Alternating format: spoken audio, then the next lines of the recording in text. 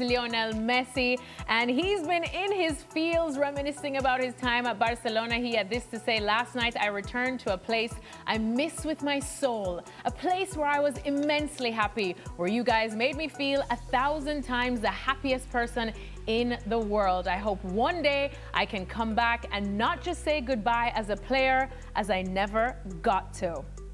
Now that's Leo Messi. He went to go and see the new Spotify Camp Nou. Of course, we're waiting for Barcelona's official first game at their new ground. He made a little stop there on his way to Argentina's camp. Sid, just hearing Messi talk about this, it's no surprise. We know exactly what Barcelona means to him, but it's interesting because he literally just signed extension at Inter Miami until 2028. So do you see him having time to go back to Barcelona?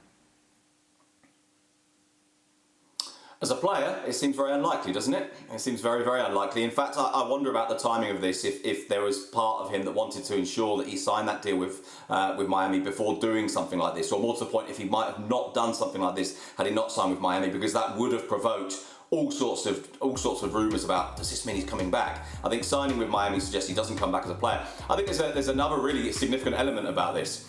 What he said has had enormous echo, in part because he went to the Camp Nou while Barcelona are up in Vigo. He went to the Camp Nou without the Barcelona board of directors or president knowing he was going. He didn't tell anyone he was doing this. And then he delivers a message which hints, it's not even a hint really, it's pretty explicit, that he wasn't able to leave the way that he would have wanted to leave. And he would like to come back in some capacity to the club.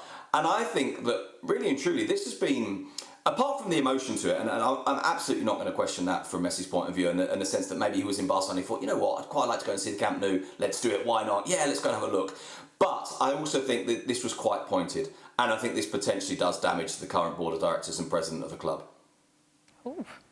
Well, finally, Sid, just one more as well. Speaking about Atletico Madrid now, they now have a new majority owner out of the USA. What can you tell us about this, and what does this mean for Diego Simeone?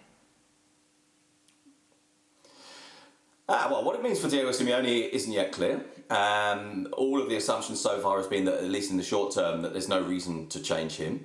What may well change, and then this, of course, would then change everything at the club, is the current CEO, the current president, and the whole, if you like, upstairs front office structure of the club. And then, of course, that would have a knock-on effect to Diego Simeone. I think it's far too early to know how this will play out, but if the investment is going to continue, and there is a sense that this might actually push them into a position where they get that little bit closer to Madrid and Barcelona in terms of consistently investing, which actually over the last decade or so they've kind of done to some extent anyway.